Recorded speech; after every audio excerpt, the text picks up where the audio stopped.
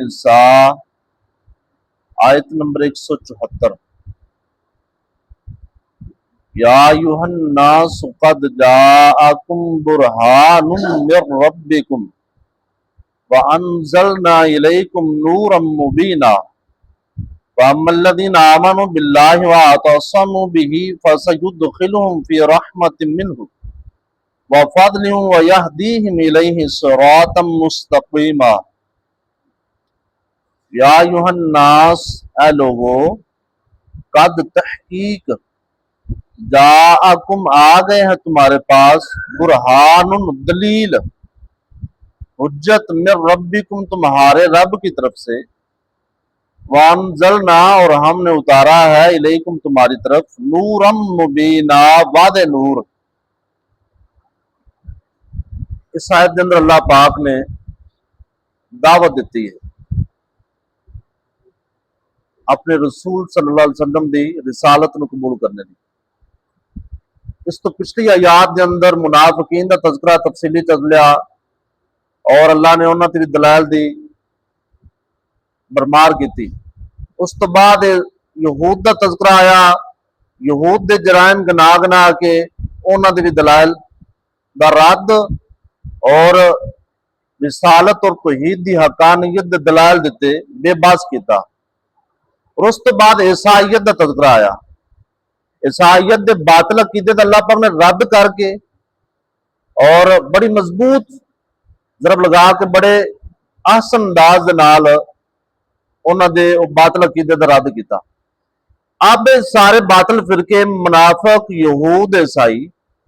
انہاں دے غلط نظریات باطل عقائد دا رد کرن تو بعد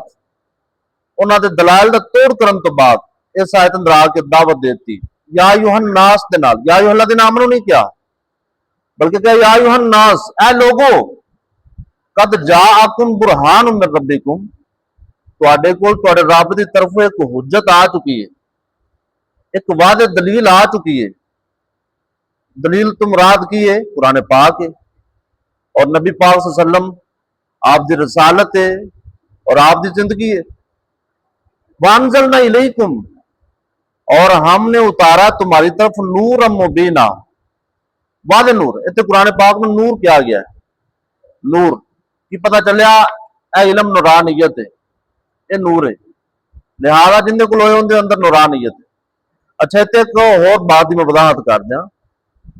بعض سارے مسلمانوں پائی جڑے نور من نور اللہ دے قائل نے، جڑے کہندے نبی بشر نہیں نور ہے، انہاں دی دلیلاں چ ایک بھی دلیل ہے، اور نور مبینہ تو کہندے نے کہ رسول اللہ نے جبکہ جس طرح مرضی محاصرہ کر لیا جائے، نبی پاک صلی اللہ علیہ وسلم نے خود بھی اس بات کا رد کیتا، انما انا بشر مثلکم، لوگوں میں تواڈے جیسا بشر ہاں۔ اور آپ نے کیوں کیا میں تواڈے جیسا بشر ہاں کہ کیونکہ جس طرح ایک عام انسان دیا ساریاں ضروریات نے، انسان سوندا ہے، اٹھدا ہے، قضائے حاجت کردا ہے، کھانا کھاندا ہے، بھولدا ہے، چلدا ہے، پھردا ہے، یہ ساری ضروریات نبی پاک صلی اللہ علیہ وسلم دے نال نے۔ کیا میں بشر ہاں، انسان ہاں، تواڈے جیسا ہی ہاں؟ نوری مخلوق تو ایسی نہیں ہوندی، انہاں دے اندر توالد و تناسل دا سسٹم نہیں ہے۔ توالد و تناسل تو مراد نسل در نسل، فلاں ابن فلاں ابن فلاں۔